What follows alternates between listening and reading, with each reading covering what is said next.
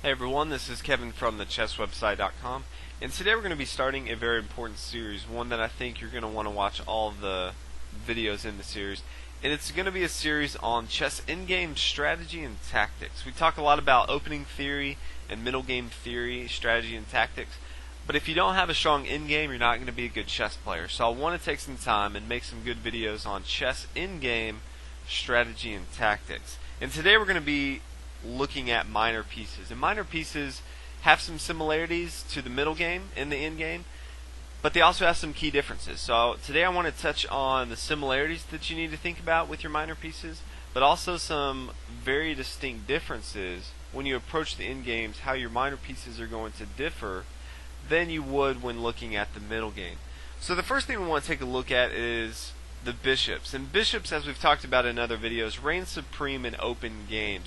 If you haven't watched the video on open and closed positions, you may want to take a look at that. But this is an open position here, and bishops do much better in open positions. They have a lot of room to move around, and they can reach their fullest potential. In a closed game where pawns have fixed positions in the middle and the bishops are blocked off, the bishops really don't have as much potential as knights. If we look at knights in a closed position, you can see that knights can hop over pieces, so they can control the entire board even if the pawns are fixed in the middle. Where the bishops, if you can imagine, the bishops can't move anywhere if the middle of the board is fixed with pawns. Now these are some key similarities between the middle and end game. Bishops are going to reign supreme in open games, and knights are going to reign supreme in closed games. Another similarity in the middle and end game is that two knights really don't work as well together as two bishops.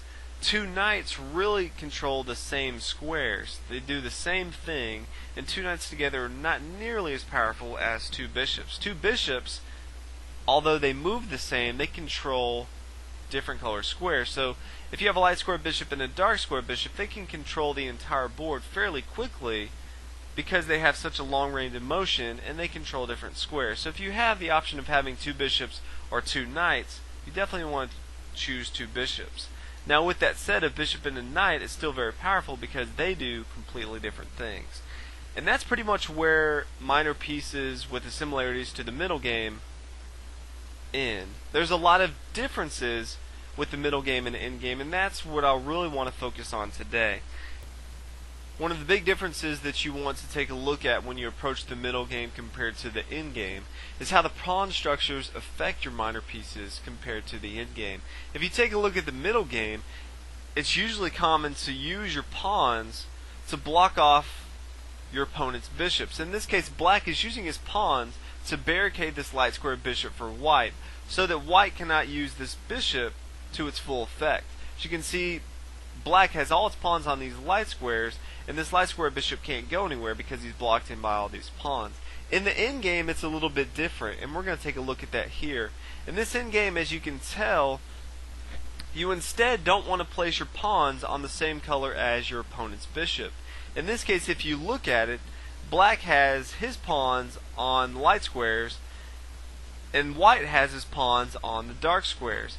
And as you can see here, white is able to attack all the pawns from black, but black is unable to attack any of the pawns from white. And this is a key difference. In the middle game, you want to have your pawns on the same color as your opponent's bishops, or in the end game, you really like to have your pawns on the opposite color of your opponent's bishop.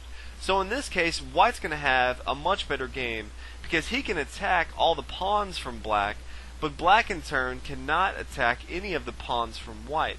So in this situation, as you can see, white has a much better game because there's nothing black can really do to attack any of the pawns. He can't really put much pressure. So in this situation, this black bishop is almost worthless. Yes, he can take away some squares from our king moving, but this bishop for white is going to be much more potent, and he can attack all these different pawns and force black to make a lot of different moves. So this is one of the key things that you want to take a look at. We're going to take a look at an example of how you can use this in your endgame when you approach different situations. Let's go and take a look at this example, and it's a pretty common endgame. As you'll see, both sides have 4 pawns, both sides have a bishop on the dark square, and both sides have their king centralized. You always want to centralize your king in the endgame because it becomes a very valuable asset that you can use. And he actually is a very very powerful piece in the endgame. But it's white's move, and go ahead and think about the theme that we just talked about, and think about what you think would be the best move for white. Well, let's go and talk about it before I show you the move. But if you can see, both sides have a bishop, and they're both on the dark square. And white would really like his pawns to be on the light squares, and his opponents to be on the dark squares. In the middle game, it's a little bit different as we talked about, but in the end game, you don't want to block your own bishop off from your pawns, and you want to be able to attack your opponent's pawns. So in this scenario, the best move for white is pawn to a4, and what this does is it solidifies the light squares for the pawns from white.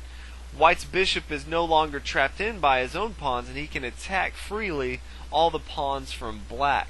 Black in turn is only going to be able to attack his own pawn, and he's not going to be able to attack the pawns from white. White's next move, if he wants to, can bring his next pawn to b3, and there's nothing black can do. A lot of times when I approach an endgame and it's a bishop endgame, I always like to look at, can I put all my pawns on a different color than my opponent's bishop? And if I can, I know that I usually have a winning endgame. There may be a few other factors depending on where the kings are, where the pawns are, if the pawns are close to promotion. But if they're in the middle and the kings are centralized, as long as I know I can put my pawns on a different color than my opponent's bishop, I know that his bishop is completely taken out of the game. And that's just another advantage that I can take going into the endgame. So you always want to look at this when you approach a bishop endgame, is how you evaluate your pawn structure and how you can use that pawn structure to help you with your bishops compared to how you would look at it in the middle game. So let's go and take a look at a few more things that are different in the endgame than the middle game. Let's take a look at this example here and think about which side is better in this spot. And actually white's better because he has a bishop. But his bishop is good because there's pawns on both sides of the board. In the endgame, if you have pawns on both sides of the board, you prefer a bishop because he can get to both sides very quickly.